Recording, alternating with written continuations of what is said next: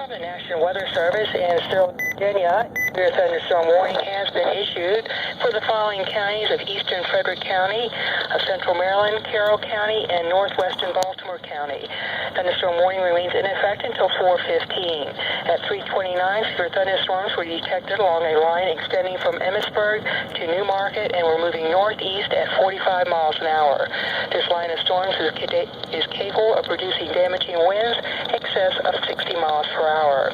Again, severe thunderstorm warning in effect until 4:15 for Frederick, Carroll, and Baltimore counties.